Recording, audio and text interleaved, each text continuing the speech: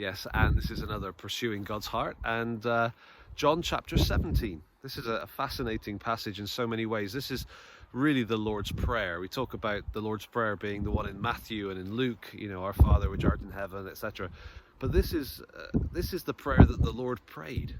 I suppose that one was the one he taught us to pray, but this is the one that he prays. And so after the upper room discourse, Jesus prays to his Father.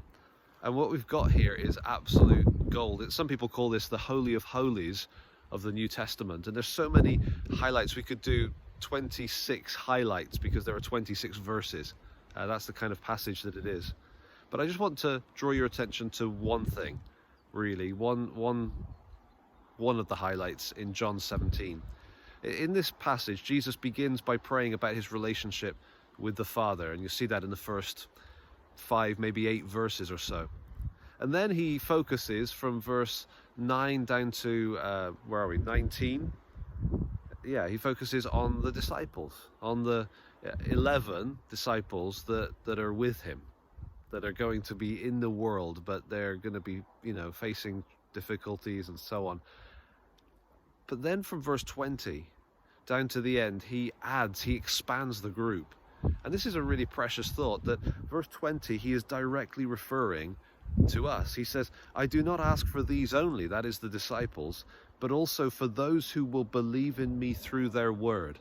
That's us, right? We believe in Jesus through their word, through the New Testament that they wrote. And so he's praying for us.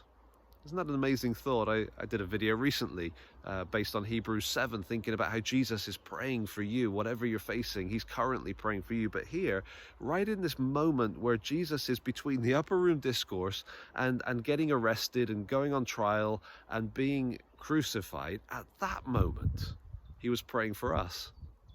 And that's an amazing thought. He prays for us. I mean, I really need to be careful because I could end up reading the rest of the chapter.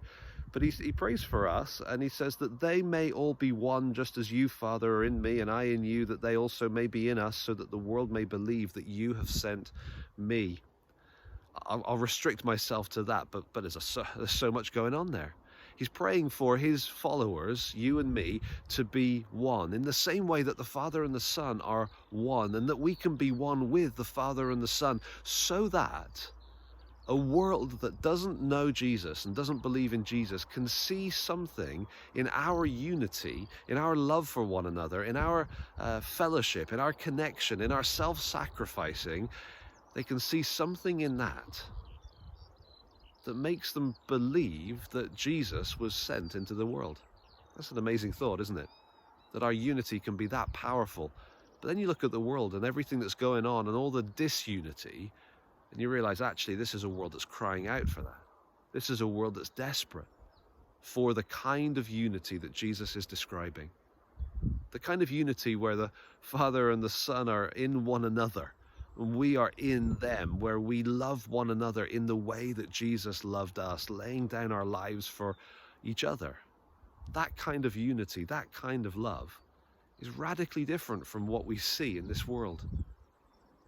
And it's radically different from what this world sees.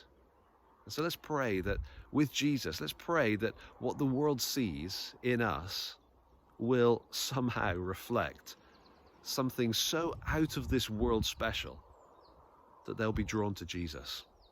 John 17, 20 and 21. Thank you.